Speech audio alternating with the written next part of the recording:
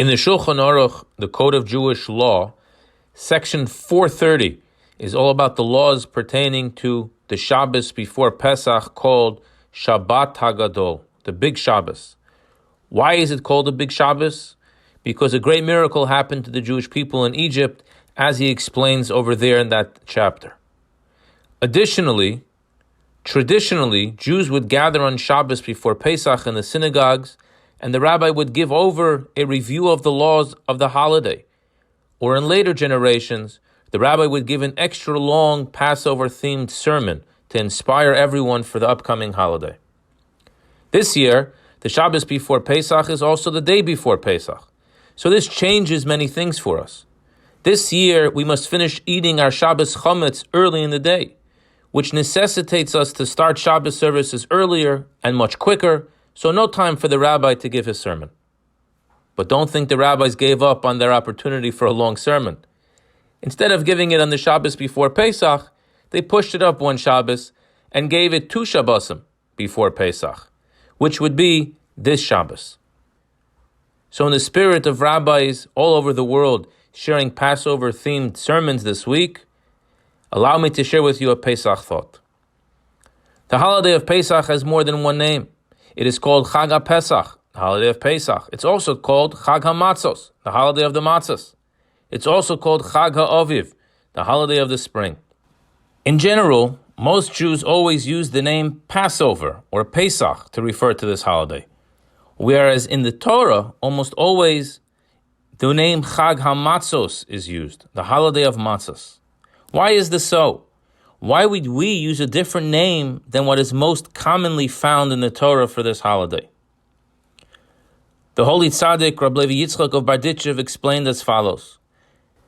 In the book of Shir HaShirim, Song of Songs, chapter 6, verse 3, Shlomo HaMelech says, Ani ledodi v'dodi li. I am to my beloved, and my beloved is to me.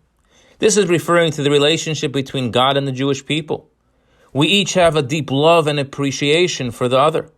And this love and appreciation is expressed in the name of this upcoming holiday. The Jews call it Passover, Pesach. This is a reference to when Almighty God struck the firstborn Egyptians, but passed over all of the Jewish homes, sparing our firstborn. This is an expression of our love and appreciation to Almighty God for His great miracle that He performed for us. God, on the other hand, in the Torah, calls this holiday Chag HaMatzos, the holiday of the matzahs. This is a reference to when we, the Jewish people, were leaving Egypt and going into the desert. We didn't even wait for the dough to rise in order to bake bread for the journey. We had total trust and reliance on Almighty God to provide us with food and drink wherever He would lead us.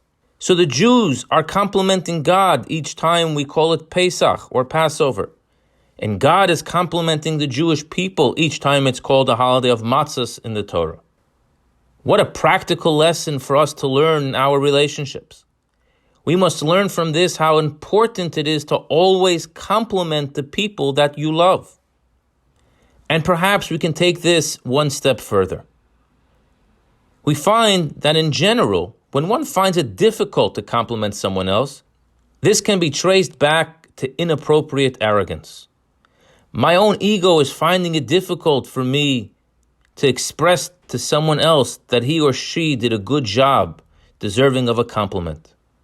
And from there, the mind already finds all the justifications for why I don't have to share the compliment. But at its core, at its root, it's most likely too much self-pride.